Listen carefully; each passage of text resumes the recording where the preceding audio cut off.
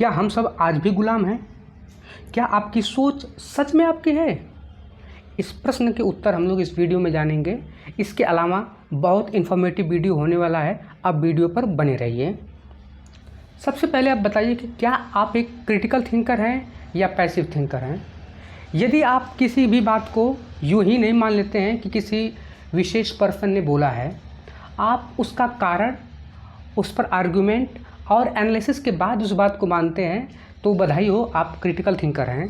लेकिन यदि आप ये सब नहीं करते हैं, बस आप मान लेते हैं कि अरे उसने बोला है तो सही है, इसका मतलब आप एक पैसिव थिंकर हैं।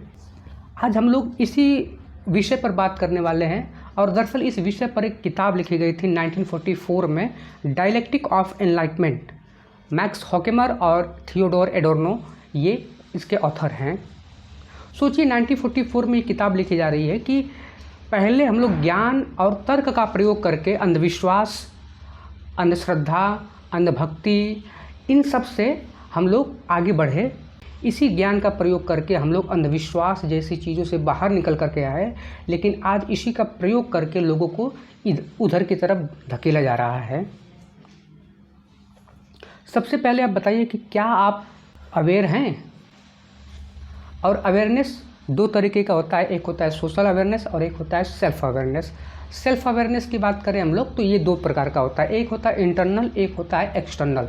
इंटरनल दैट मीन्स आपके बिहेवियर, आपके थॉट और आपकी क्रिएटिविटी, ये सब चीज़ें, और आपके भीतर जो शरीर के भीतर चल रहा है और कैसा आपका रिएक्शन है, ये सब चीज़ें जो हैं इंटरनल में आता है। एक्सटर्नल में अच्छा दिखना, लोगों पर अपना प्रभाव डालना, अच्छे बाल दिखना, चेहरा अच्छा दिखना, अट्रैक्टिव पर्सनालिटी दिखना, ये सब आता है एक्सटर्नल में। और एक होता है सोशल अवेयरनेस। ये बड़ा गंभीर विषय है। अगर हम सभी अगर सोशल अवेयर होते कम्प्लीटली, तो फिर ये ग्लोबल वार्मिंग, पॉल्यूशन, इतनी ज़्यादा बीमारियाँ और वाटर क्राइसिस, ये सब को फेस नहीं करना पड़ता। सपोज मान लीजिए कि आप दोनों तरह के अवेयर हैं, लेकिन अगर मैं ये कहूँ कि आप उतना ही अवेयर हैं जितना आपको किया गया है, तो क्या सोचेंगे आप? तो चलिए इन्हीं सब प्रश्नों के जवाब इस वीडियो में हम लोग लेने वाले हैं। स्टार्ट करते हैं।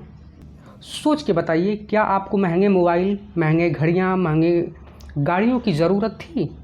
सवाल ये नहीं है कि आपके पास पैसा है, सवाल यहाँ पर ज़रूरत की है। क्या महंगे सामान यूज़ करने की ज़रूरत थी आपको? आपके बॉडी को क्या चाहिए? Carbohydrate, protein, vitamins, minerals, surface etcetera, यही सब चाहिए। और इसके सोर्स तो हमारे पास भरपूर थे ना, लेकिन आप इन सोर्सों के लिए आप क्या खाने लगे? इसके कुछ स्टेप होते हैं, आइए आपको समझाते हैं। इसका पहला स्टेप होता है स्टैंडर्डाइजेशन। इसको हिंदी में मानकीकरण बोलते हैं, यानी हर एक चीज़ का स्टैंडर्ड फिक्स कर दिया जाता है। जैसे आप नोटिस करते होंगे आजकल की जो मूवी आ रही है, वो मूवी कैसी है? लगभग आपको नहीं लगता है कि थोड़ा बहुत चेंज करके सब वैसा का वैसा ही है, उसमें कुछ ज़्यादा सीखने की चीज़ें नहीं लग रही हैं, और आप ऐसा पसंद भी करते हैं। अक्सर लोग ऐसी चीज़ें पसंद करते हैं जिसमें दिमाग कम लगाना पड़े। आप जब YouTube पे कुछ सर्च करते हैं तो वैसी रिलेटेड वीडियो हमेशा आने लगती है, ताकि आप उतने में फंसे रहें और आपकी सोच सीमित रह सके। तभी तो आपकी क्रिएटिविटी ख़त्म होगी, क्यूरियोसिटी ख़त्म होगी, और वहीं से शुरू होगा कल्चर इंडस्ट्री। इसको कहते हैं टूल्स ऑफ कैपिटलिज्म। दूसरा स्टेप है स्यूडो इंडिविजुअलिज्म। इसमें आप मॉल में गए, आपको एकदम राजा की तरफ फीलिंग कराया जा रहा है, और आप एक समझदार चालाक ग्राहक हैं। आपके सामने एक ही प्रोडक्ट के कई ब्रांड दिखेंगे, लेकिन आप उसमें से सबसे अच्छा गुड प्रोडक्ट और सस्ता चीप प्रोडक्ट परचेज करके आते हैं, और आपको लगता है कि मैं तो बहुत समझदार हूँ। दरअसल आपको समझदार बनाया जा रहा था कि आप कोई ना कोई एक प्रोडक्ट तो खरीद कर लेकर ही जाइए यहाँ से। इसका बढ़िया एग्जांपल है जो मॉल में ऑफ़र आते हैं। तीसरा स्टेप है कमोडिफिकेशन। इवेंट्स, फेस्टिवल, कल्चर्स और बर्थडे, शादी विवाह, जो भी है सब एक तरीके से प्रोडक्ट परचेजर वाले इवेंट्स बन चुके हैं, और पहले की अपेक्षा पैसे भी बहुत खर्च हो रहे हैं। लेकिन क्या वो फीलिंग्स आप फील कर पाते हैं? जैसे पहले शादी विवाह के लिए जो तैयारियां हुआ करती थी, सुबह कई सारे मेहमान आकर के 1 हफ्ते 10 दिन पहले से पूरा मनोरंजन करते थे और एक शादी की फीलिंग हुआ करती थी। लेकिन आज जिस दिन शादी है उस दिन भी लोग नहीं आ पा रहे हैं, एक लोग आ रहे हैं और पैसा भी खर्च हो रहा है और शादी विवाह का जो कार्यक्रम है तुरंत ख़त्म भी हो गया। मतलब पैसे भी लगे ज़्यादा और ख़त्म हो गया। आप कहीं घूमने जाते हैं तो घूमने से ज़्यादा ध्यान तो आप फ़ोटो खींचने में लगा देते हैं और उसको स्टेटस लगा देंगे। भाई आप कहीं घूमने गए हैं, किसी को बताने की क्या ज़रूरत है, कोई जान कर क्या करेगा। और आप अपने फैमिली का फ़ोटो वगैरह लगा दिए और बाद में कहें कि मेरी प्राइवेसी मेरी प्राइवेसी, तो लीक तो आप खुद कर रहे हैं। तो ये शो अप वाला होता है। नेक्स्ट स्टेप है पैसिव कंजम्पशन का।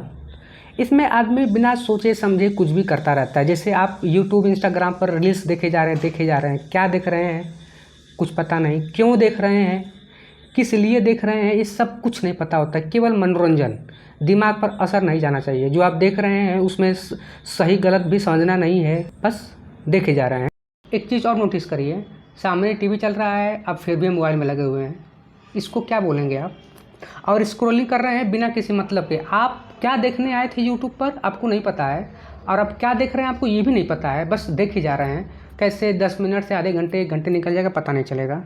अब यहीं से शुरुआत होगी पैसिव कंज्यूमर की। तो सबसे पहले हम लोग समझेंगे कि क्या होता है एक्टिव कंज्यूमर और क्या होता है पैसिव कंज्यूमर। एक्टिव कंज्यूमर वो होते हैं जो किसी भी सामान को खरीदने से पहले सोचते हैं कि क्या इसकी ज़रूरत है हमें, क्या बिना इसके काम हो जाएगा, तो ऐसे को बोलते हैं एक्टिव कंज्यूमर। पैसिव कंज्यूमर वो होते हैं जिन्होंने अमेज़ॉन पर कोई प्रोडक्ट देखा अच्छा लग रहा है ऑर्डर कर दिए, मीशो पर कोई देखा अच्छा लग रहा है ऑर्डर कर दिए, और इसी तरीके से फ्लिपकार्ट जो भी ई कॉमर्स कंपनियां हैं अब तो हाथों में आ चुका है, तो लोग खरीदते रहते हैं।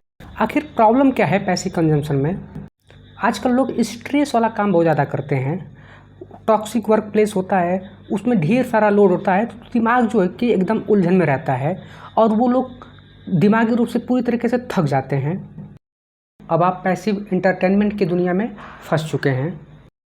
अब शुरू होगा असली खेला, टॉक्सिक एंड पैसिव पॉलिटिक्स के। लीडर्स झूठ बोलेंगे, हेट स्पीच देंगे, डिवाइड एंड रूल की पॉलिटिक्स करेंगे, और ऐसे में आप तो पैसिव एंटरटेनमेंट की दुनिया में घुस चुके हैं। आपको दिमाग ही नहीं लगाना है कौन क्या बोल रहा है, सही है झूठ है, कुछ नहीं, कोई मतलब नहीं है। फिर आप बनेंगे पैसिव वोटर। वोट देते समय ये नहीं सोचेंगे कि हम किस लिए वोट दे रहे हैं, किसको वोट दे रहे हैं, उसके बारे में हम क्या जानते हैं, क्या वो हमारे लिए काम करेगा। बस आप गए वोट दिए चले आए। जो बचा कुचा था अब ये ख़त्म कर देंगे। Toxic fan culture, show up करेंगे खूब यूट्यूब पर, गाली देंगे, गेम खेलेंगे, गेम सिखाएंगे, यही सब करते हैं और इनके मिलियंस में फॉलोवर हैं। और यहीं तक नहीं, हमारे प्रधानमंत्री जी इनको अवार्ड बुला करके दे रहे हैं।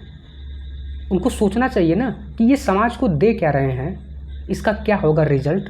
आज हम इसको अवार्ड दे रहे हैं तो फिर क्या होगा, इनके फॉलोअर्स का भी तो मन बढ़ेगा। अभी जंतर मंतर के प्रोटेस्ट में एक लड़की का वीडियो वायरल हुआ कि वो प्रधानमंत्री जी को बहुत भद्दी भद्दी गाली दे रही थी।